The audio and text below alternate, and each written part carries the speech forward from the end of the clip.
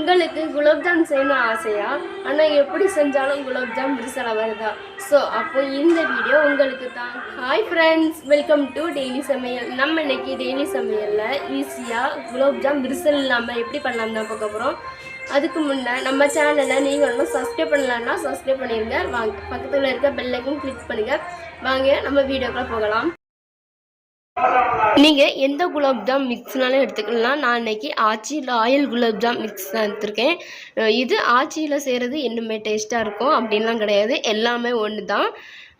இந்த ஒரு பாத்திரத்தில் வந்து நம்ம மாவு கொட்டிக்கிடலாம். ஸோ இது வந்து பை ஒன் கெட் ஒன் ஆஃபரில் ஒன்று வாங்கினா ஒன்று ஃப்ரீ. அதெல்லாம் ஒரு பாக்கெட் எடுத்து தான் நான் வந்து பண்ணியிருக்கிறேன். நீங்கள் வந்து தேவையான 2 பாக்கெட்டும் பண்ணலாம். நான் தண்ணி தெளித்து பண்ணுறேன். நீங்கள் பால் கூட ஆட் பண்ணி வெதுவெதுப்பான பாலை கூட பசைஞ்சு எடுத்துக்கலாம்.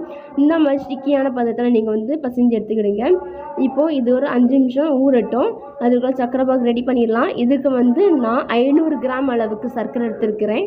நீங்கள் வந்து பாக்கெட்டில் பின்னாடி கொடுத்துருப்பாங்க. ஸோ நீங்கள் 800 உங்களோட இனிப்பு சுவைக்கு தேவையான அளவு நீங்கள் எடுத்துக்கிடலாம். நான் அன்றைக்கி வந்து 500 கிராம் எடுத்திருக்கேன். இதுவே ரொம்ப தித்திப்பாக இருக்கும். ஸோ நீங்கள் 500 கிராம் எடுக்கிறதே நமக்கு நல்லது தான். இப்போது இது நல்லா கரைஞ்சி வந்தால் போதும். நமக்கு இந்த சர்க்கரை பாகு வந்து நல்லா கரைஞ்சி கையில் எடுத்து பார்த்தீங்கன்னா நல்லா பிசு பிசுன்னு ஓட்டணும். அதுதான் நமக்கு தேவை கன்சிஸ்டன்சி. ஸோ இந்த நல்லா இப்போ நம்ம வந்து கலந்து விட்டுட்டே இருங்க. நான் சொல்கிற மெத்தடில் நீங்கள் பண்ணினாலே உங்களுக்கு குலோப்ஜாம் நல்லா குண்டு குண்டுன்னு விரிசல் இல்லாமல் வரும். இப்போ பாருங்கள், இது நல்லா கரைஞ்சிட்டு இந்த ஸ்டேஜில் வந்து நான் தொட்டு எடுத்து பார்க்குறேன் பாருங்கள். இப்போ நல்லா கையிலேயே பிசு பிசுன்னு ஒட்டுது. இந்த ஸ்டேஜில் ஸ்டவ் ஆஃப் பண்ணிடுங்க. அது வந்து நீங்கள் எப்படி கண்டுபிடிக்கணும்னா நல்லா மெருகூடி வரும்போது பாருங்கள், மாவு நல்லா 5 நிமிஷம் ஊறிட்டு ஃப்ரெண்ட்ஸ். இந்த மாதிரி கொஞ்சம் சின்ன அளவாக எடுத்து நீங்கள் வந்து உள்ளங்கையாலே நல்லா ப்ரெஷ் பண்ணி அழுத்தி நீங்கள் வந்து உருட்டினீங்கன்னா நமக்கு கொஞ்சம் கூட விரிசல் இல்லாமல் அந்த குலோப்ஜாம் மாவு வந்து கிடைக்கும். இந்த மாதிரி எல்லா மாவையுமே நம்ம வந்து மிக்ஸ் பண்ணி எடுத்துக்கலாம். இப்போ ஃப்ரெண்ட்ஸ், நீங்கள் பார்த்தீங்கன்னா நான் எல்லா மாவுமே எப்படி உருண்டை பிடிச்சி எடுத்துருக்கேன் பார்த்தீங்களா? கொஞ்சம் கூட விரிசல் இல்லை. இப்போது ஸ்டவ் ஆன் பண்ணி ஒரு கடாய் வச்சுடுங்க. அதில் தேவையான அளவு ஆயில் சேர்த்துடுங்க. ஆயில் ஹீட் ஆனதும் நம்ம வந்து அதை உருண்டை பிடிச்சி வச்சுருக்க அந்த மாவுக்கெல்லாம் கொஞ்சம் கொஞ்சமாக உள்ளே சேர்த்துக்கிடணும். இப்போ ஆயில் ஹீட் ஆகிட்டான்னு பார்க்கறதுக்கு நான் கையை வச்சு பார்க்குறேன். நீங்கள் கையை வச்சு உங்களுக்கு பார்க்க தெரில அப்படின்னா ஒரு சின்ன துண்டு மாவு கூட உள்ளே போட்டு நீங்கள் பார்க்கலாம். இப்போ பாருங்கள், ஆயில் நல்லா ஹீட் ஆகிட்டு இந்த டைமில் நான் வந்து எடுத்துருக்க மாவெல்லாம் கொஞ்சம் கொஞ்சம் ஒவ்வொன்றா உள்ளே சேர்த்துக்கிடுறேன்.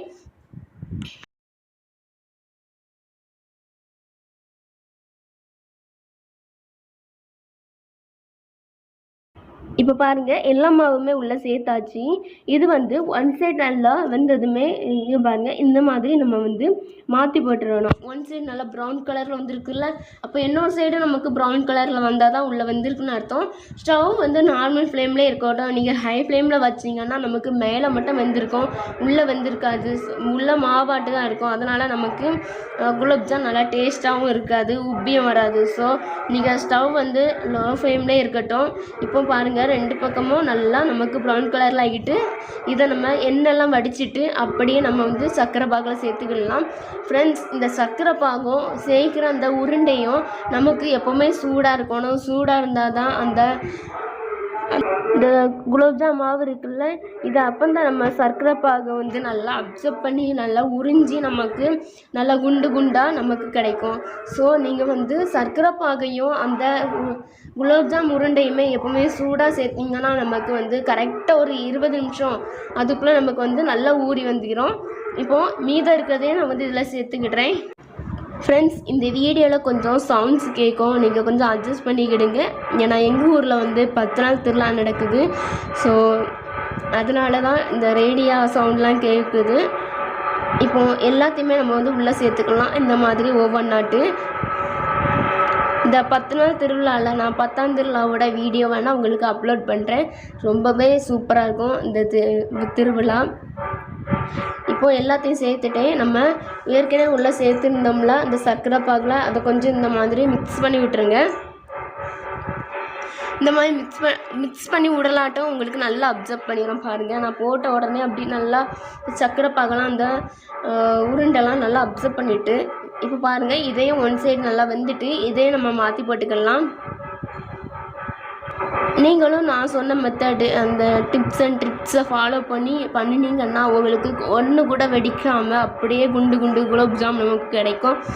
ஸோ அவ்வளோதான். இப்போ இதையும் நம்ம நல்லா எண்ணெய்லாம் வடிச்சிட்டு அந்த சர்க்கரை பாகில் சேர்த்துடலாம். டேஸ்ட் வைஸ் சூப்பராக இருக்கும். உங்கள் குழந்தைங்க முதல் பெரியவர்கள் வரைக்கும் இதை நல்லா விரும்பி சாப்பிடுவாங்க. ஃப்ரெண்ட்ஸ், இந்த வீடியோ உங்களுக்கு பிடிச்சிருக்கோன்னு நம்புகிறேன். பிடிச்சிருந்துன்னா லைக் பண்ணுங்கள், ஷேர் பண்ணுங்கள், கமெண்ட் பண்ணுங்கள், நம்ம சேனலை சப்ஸ்கிரைப் பண்ணுங்கள், பக்கத்தில் இருக்க பெல் ஐக்கனையும் கிளிக் பண்ணுங்கள். அப்போ தான் நான் போடுற வீடியோ உடனுக்குடன் நோட்டிஃபிகேஷனில் வரும். இது வரைக்கும் நம்ம வீடியோவை பொறுமையாக பார்த்த அனைத்து நல்ல உள்ளவங்களுக்கும் நன்றி. அடுத்த ஒரு வீடியோவில் வந்து சந்திக்கிறேன். பாய்.